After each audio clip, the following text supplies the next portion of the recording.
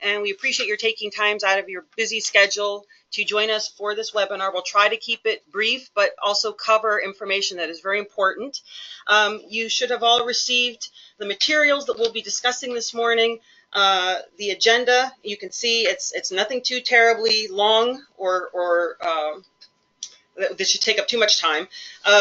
So let's just jump right on into it. This is something that is new.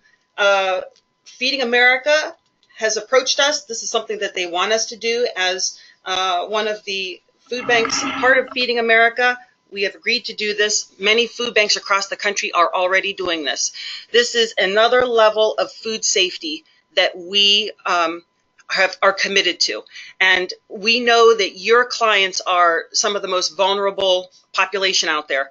And it is paramount that we handle food as safely as possible. So we have this new process of temperature control monitoring. It is for those of you who receive refrigerated and frozen donations on a regular basis, and it's doing temperature checks, temperature monitoring, making sure that the food is well within our safety requirements and safety standards.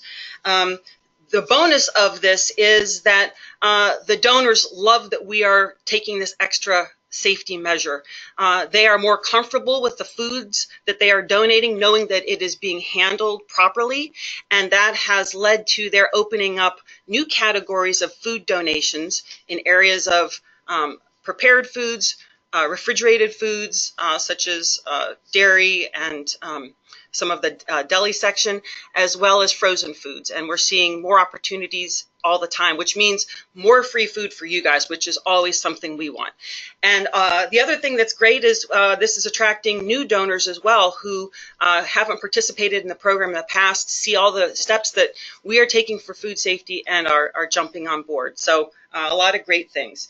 We've tried to make this as simple for you as possible. We try to streamline it and provide you with all the tools necessary to easily do this. And you will see that this is showing up on our new agency-enabled contract that just went out to you last week. And for those of you who are already sending it back, thank you so much. I appreciate it. We're taking all of those and collecting all that information. But this new temperature process is also a part of the contract. So one of the things that we're going to be providing you with is a temperature gun. And this is a food safety thermometer, infrared food safety thermometer, which we will just call it a temperature gun moving forward. We will provide that to you, per agency, free of charge. As you know, we always try to give you the tools that you need to be able to do this. And you see the little picture of it there. It is your responsibility to maintain the gun, safe keep it. They are not cheap. And we know you guys do such a great job of kind of monitoring all this, and we thank you for that. The guns have been already going out. I know people are asking, how do I get my gun? The temperature guns were distributed for those of you who went to the Agency Appreciation Conference last month. I know a lot of you picked them up. We are starting to send them out through our customer service team up down here in Harrisburg, Tom and Sue. As you come in for your shop appointments, we have the guns waiting for you. And those of you that are getting deliveries, Chris Werner has been coordinating with our drivers to have those dropped off at the time of your delivery. In Williamsport, Holly, Travis, Shiloh, Jen, and Pam, they just got their temperature guns and are in the process of starting to send them out as well. And they'll go through the same channels up there for our northern tier partners as we're going through down here. So please bear with us. We know it's not going to happen overnight. This is going to be over the course of several weeks or longer, but we will get you the temperature gun. So don't worry about that. Okay, so the receiving requirements. Pretty simple. Whenever you get to the donor, whoever that may be, you must record temperatures from a sample of the product that you're picking up with the temperature gun. So what is a sample? It's 2 to 3% of the total product you're picking up. So you see our example here. If you're picking up 100 cases, we do not expect you to go through all these cases. You just need to get temperature readings from 2 or 3 of the 100 cases. You need to record that temperature on a temperature log, which we have provided several samples that you may use. And after then you record that temperature, you're going to have to place the product either in your passive or active temperature maintenance. So just a refresher for our food safety training, what is passive and active? Passive temperatures, passive temperature maintenance, those are your freezer blankets and insulated coolers, and those are acceptable when you are traveling less than 30 minutes from the donor back to your agency. And we recommend always the added level of safety, which is adding ice packs to help insulate and keep those cool temperatures down, and especially in the summer months. I mean, we've been enjoying Indian summers around here, which has been wonderful, but it can wreak havoc on the donation, so please keep that in mind. If you're traveling for more than 30 minutes, that's whenever you must use active maintenance, which is a refrigerated vehicle, refrigerated truck. When you return back to your facility, you must again record those temperatures, take the temperature readings from the sample of products you picked up, and then that goes on the exact same log that you use to record your sample or your donation pickup. So the next slide you'll see we have samples of the temperature logs. So you see what we did on the top one. We have two different versions. One is for those of you who are just picking up maybe from one donor, you can put all of the temperature readings on one sheet. For those of you picking up from multiple donors, the second version, option 2, provides a section or space where you can write down the donor name in addition to the temperatures. So for the top one, for one donor, you see we picked up yogurt. Whenever we went to the retailer, we took a sample and it was 37 degrees, which we wrote down on our little chart. Then we safely transported the donations back to our agency. When we got back to the agency, we took a second reading, and that's that 41 degrees you see there on the yogurt line. And then for below, the one below, you see frozen meat. We did a sample. It was at Walmart. At pickup, it was minus 10 degrees and then 0 whenever we return back to the agency. If there are any corrective measures or actions necessary, those need to be logged, whether it was temperature was high and quickly brought the temperature back down into the safety range, or discarded product, whatever the case may be. That's all for you to go ahead and note on those sheets. So the logging and archiving requirements. The temperatures must be recorded on the temperature log, once at the time of pickup and again upon delivery at your agency before storage. You must keep these logs on file for 3 years, and these will become a part of your site visits, and this will be effective November 1st of this year. Whenever we have our agency services team member come to perform your site visit, they will ask to see these temperature logs, and you will need to produce them just so that they can review them and check to make sure that you are in compliance and you are following the proper steps. Now, for those of you who go to pick up and there's only dry goods or bakery items or produce, that would be uncut produce, you do not need to take temperatures. This is only for those time temperature controlled food items, refrigerated and freezer items. Okay. Now I'm going to pass it over to Dave, Dave Lloyd, who you know is our youth programs manager, but he's also our Serve Safe manager and knowledgeable in everything and anything you could possibly ask. Dave, take it away. Thank you, Cindy. Good morning, everyone. As you're picking up these items, especially any items that have to be refrigerated, you want to make sure that you're picking them up at 41 degrees or lower. The only exception would be uncut produce such as whole melons, cabbage, lettuce, and so forth. Anything that has not been cut. Anything that has been cut, as far as produce goes, must be 41 degrees or lower. Eggs, milk, yogurt, and other refrigerated items must be at 41 degrees or lower. One thing to remember, the temperature danger zone is between 41 degrees and 135 degrees Fahrenheit. Bacteria grows very rapidly at these temperatures. So you want to make sure you keep everything below 41 degrees if possible. If you are picking up and you have it at 41 until you get back to your agency, if you're a little bit above the 41, just make sure you refrigerate it as soon as possible. As far as frozen products, they should be at 0 degrees and should be frozen solid. Definitely be frozen solid with that. These infrared thermometers, they're guaranteed to take the accuracy of plus or minus 2 degrees Fahrenheit, and they're usually pretty accurate. So when you take the temperature of the products you're receiving, please allow for this variance in the temperature. You want to keep the thermometer about 6 inches away from the product, so that way you're getting an accurate reading. If you come up with a shiny surface as far as frozen product, some of your frozen products will have a shiny surface. You want to shy away from that shiny surface because it'll give you a false reading. They only take surface temperature, so whenever possible you want to take the temperature of the product itself, not the external packaging.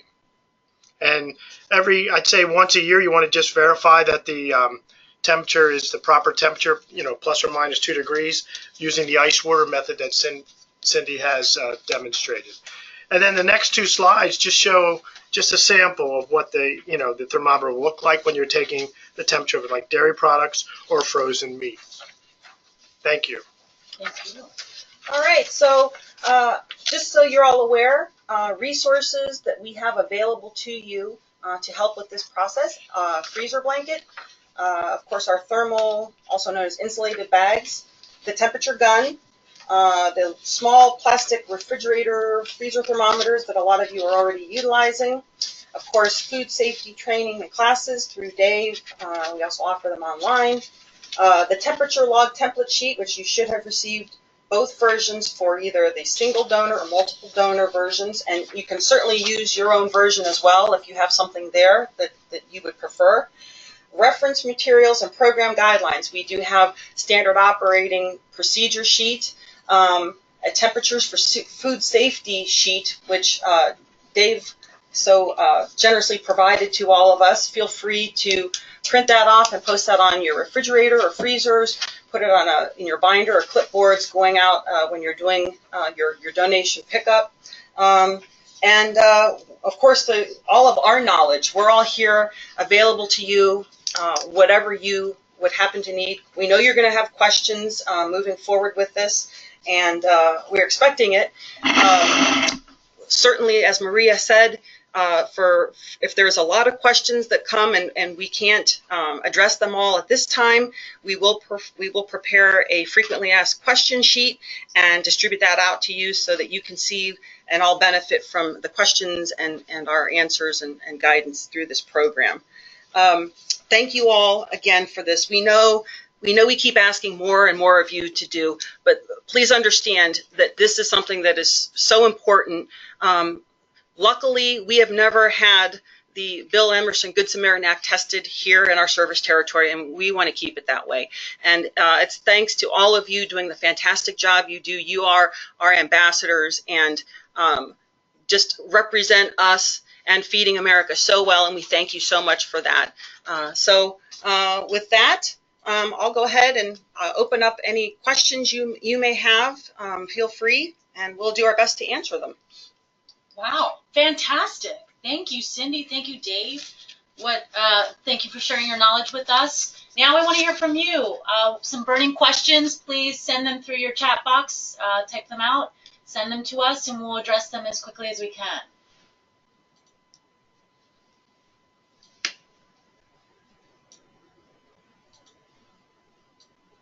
Well, Maria, I'd like to just address, I have already received some questions and emails from partners asking about multiple guns. So I know that this is something that will be required, that you will be requiring as you have perhaps various staff members or volunteers that pick up different locations, different days of the week. We will provide you with the one gun. Additional temperature guns, you can go ahead and purchase additional temperature guns on your own.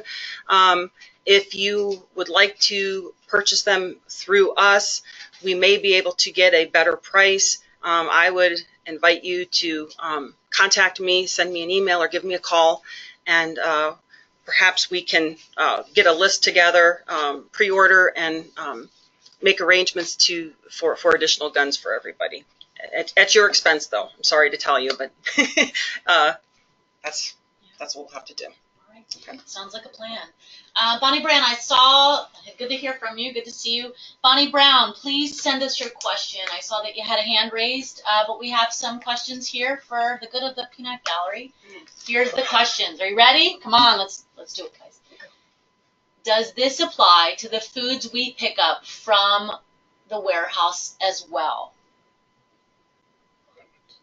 I would say yes. I would say yes. All right. The answer is yes. John, thanks for your question. Now, another question is this for donated foods only? Donated foods? No. So we're asking for, this definitely applies to all those folks picking up at the retail donors. This is a must for you to do to keep those logs. So thanks, Pam, for that question. All right. Well, they are flying in. Here we go. All right. Victor, great question. When recording temperatures, should we use the same 2 to 3% items from pickup and then when we test back at the site? Yes. Great question, great answer. Yes, Victor. Same sample that you take at pickup and when you return to your agency. All right. Carrie, here we go, Pastor Carrie. Every now and then when we go to Weiss, there are meats that are not frozen. What do we do with the meats? It says in there 41.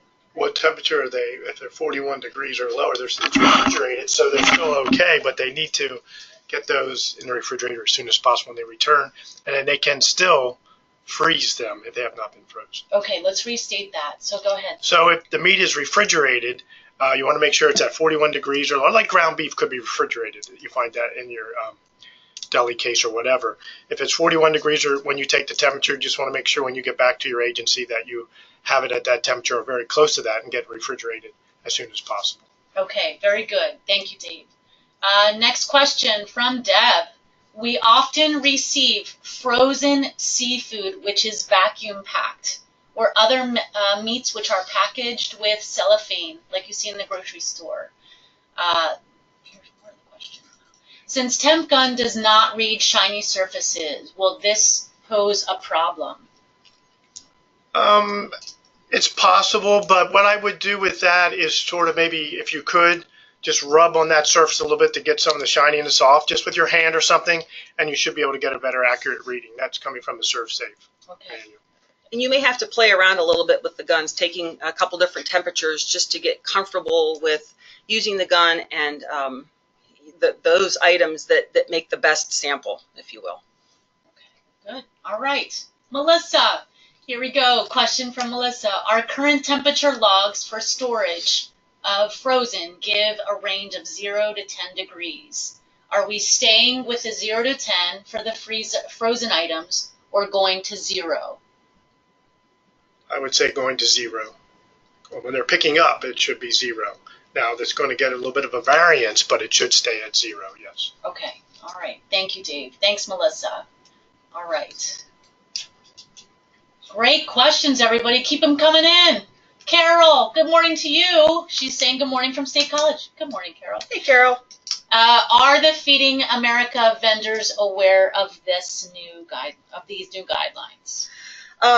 Yes, they are, and even our local donors, Wise and Giant, are also becoming aware of this. So it's a win all around.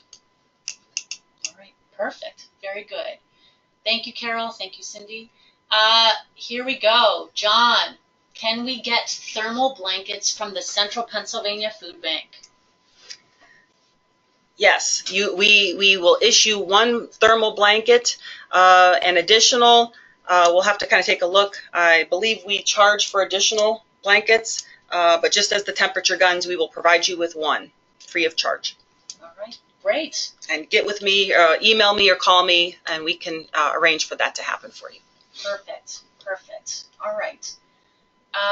Question from Cheryl. Cheryl, if the temperature gun has an error due to the surface being shiny or whatever, would it be higher reading or a lower reading? Be a higher reading, higher reading, higher reading.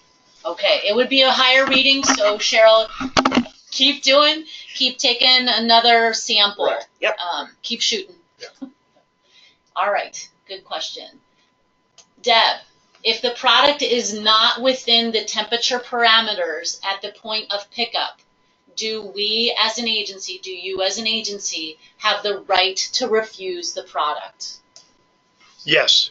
Always. Yes.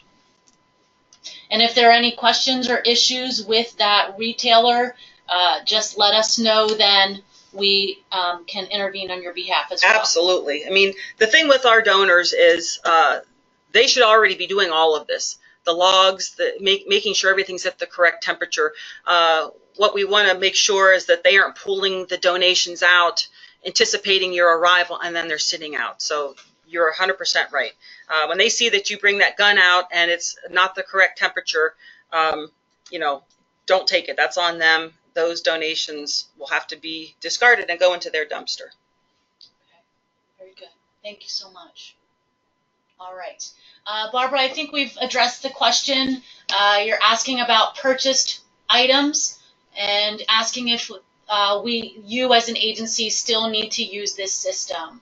Again, taking temperature readings at your pickup location and back at your agency is good practice. It is, as we said, definitely required when you go to do for the retail donor pickup. If you're purchasing product, again, you are preserving the cold chain. It is for the safety of the product, safety of the clients, and safety for you as an agency as well. Okay? From Melissa, at what point do we dispose of product? Time or variance from proper temperature range? What's the question again? At what point do we dispose of product or refuse product? If it's in the temperature danger zone for more than a long period of time, I would say 2 hours, you would have to destroy it. All right, very good. All right, so from Debbie, how much higher than 0 degrees should frozen meat be refused or thrown out? How much higher than 0 degrees should frozen meat be refused or thrown out? Well, it needs to be frozen solid. Right. So that's the primary thing. The meat needs to be frozen solid if you are receiving it in the frozen donations. Yeah. Okay, very good. Great questions. Keep them coming in. We have a few more moments. We're wrapping things up. But from Pastor Carey, asking the question about needing to record the temperature of items that are delivered to us from the Central Pennsylvania Food Bank. Our drivers are going to be taking those temperature readings at drop-off. Is that correct? It can be done either way. Okay, so Our either... driver or the agency. Okay, great. Let's be proactive with this, Pastor Carey. Our drivers are going to be doing it, or you as an agency can also be doing it. I'm sorry? Okay. All right, very good. All right, a couple more moments. And as we said, we're going to compile these questions and then do a frequently asked and send out that information. You'll be receiving this presentation again with follow-up materials. You will also receive the webinar recording after the session as follow-up. So we just have a couple more things, and I think that anything else that we need to cover? Anything else from anyone else? Missy? This is why they're confused, because the meat says under 41. That's why they're confused. If it's refrigerated. Refrigerated meat. Right. Refrigerated. That's why I think that's why they're asking. Right. Right. Okay. And they will get some meat that's refrigerated, correct? Sure. Okay. Yeah, even if it's something even like hot dogs or Right, bacon, right, even right, your deli and prepared meats. Yeah. Okay. All right. So Victor, thanks for this question. You mentioned uncut produce. Is that all fresh produce? Well, from your food safety training, you'll know that when you go and get a donation, such as like a cut melon, and that's something that they package and then refrigerate. So so for example, cut melon, fruit salad, anything like that, that falls under the refrigerated items. So that's why we kind of differentiate and put the produce along with refrigerated. But the stuff that you're getting, apples, onions, bulk, just uncut melons, all of that's fine. That won't need to be checked. Okay, very good. All right. I believe that we are ready to wrap this up. Thank you for your time. Thank you for joining us today. We are very excited to assist in any way that to help make this process smoother for you. As you can see on the screen, we have contact information. Please contact us with any questions. And like I said, we're going to be sending out follow-up materials to all of the good folks present today and those that weren't able to join us, whoever registered. All right. Everyone, thanks for all that you do at your agency. Thanks so much. An evaluation will pop up on the screen. Please take a few moments to complete it so that we can then guide future trainings and sessions with you.